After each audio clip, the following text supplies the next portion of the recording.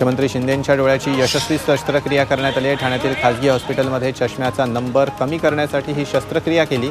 शस्त्रक्रियेमुळे आज मुख्यमंत्री शिंदे दिवसभर विश्रांती घेत आहेत। देशाच्या मतदान प्रक्रियेतनं ईव्हीएम हटवायच्या मागणीसाठी नाशिकच्या मनमाडमध्ये राष्ट्रीय संयुक्त मोर्चानं धरणं आंदोलन केलं। यावेळी ईव्हीएम विरोधात घोषणाबाजी करत सह्यांची मोहीम राबवण्यात आली। त्याला नागरिकांचाही उत्स्फूर्त प्रतिसाद लाभला। मंगळवेढा तालुक्यातील 24 गावांनी मतदानावर बहिष्कार टाकण्याचा निर्णय घेतलाय। अनेक वर्ष आंदोलनं करूनही उजनी धरणाचं पाणी मिळालं नसल्यानं तसंच मंगळवेढा सिंचन योजनेचंही काम पूर्ण झालं नसल्यानं हा निर्णय घेण्यात आलाय। लोकसभा निवडणुकांपूर्वी योजनेसाठी निधी मंजूर न केल्यास मतदानावर बहिष्काराचा इशारा दिला गेला।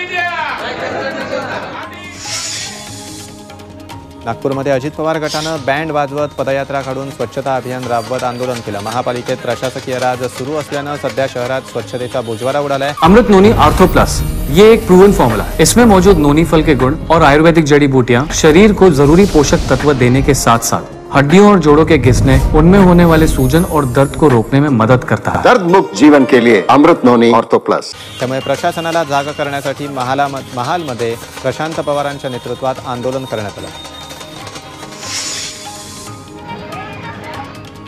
अकोल्यात आशा वर्कर संघटनेनं सरकारच्या प्रतिकात्मक पुतळ्यासमोर अश्रू आंदोलन केलं।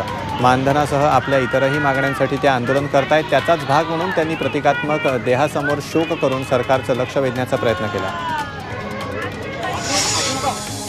छत्रपती संभाजीनगरच्या जिल्हाधिकारी कार्यालयासमोर आशा वर्कर्स आणि आरोग्य कर्मचारी युनियनकडून थाळीनाद आंदोलन करण्यात आलं। यावेळी केंद्र आणि राज्य सरकार विरोधात जोरदार घोषणाबाजी करत आशा सेविकांनी ठिय्या आंदोलन केलं।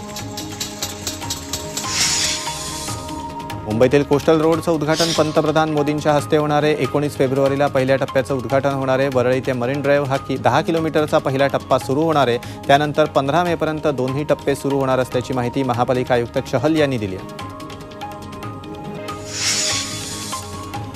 मुंबईत बॉम्ब ठेवल्याची धमकी देण्यात आली आहे। मुंबई ट्रॅफिक पोलीस कंट्रोल रूमला धमकीचा मेसेज आला आहे। मुंबईत 6 ठिकाणी बॉम्ब ठेवल्याचा मेसेज आला। या धमकीनंतर मुंबई पोलीस यंत्रणा अलर्टवर आहे। हा मेसेज कुठून आला, मेसेज करणारी व्यक्ती कोण आहे याचा तपास वेगानं केला जातोय।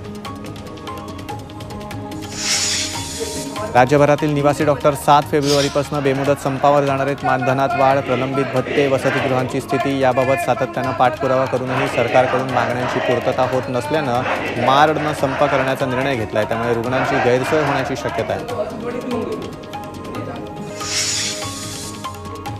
नाशिकच्या पालखेड कृषी उत्पन्न बाजार समितीत सोयाबीनच्या दरात 1000 रुपयांची घसरण झाली। केंद्र सरकारनं सोयाबीन आयात केल्यामुळे ही घसरण झाल्यामुळे सरकारच्या धरसोडीच्या धोरणाला शेतकरी वैतागला आहे। सोयाबीनला 4000 रुपये भाव मिळत असल्यानं उत्पादन खर्चही निघणं मुश्किल झाल्याचं शेतकऱ्यांचं म्हणणं आहे।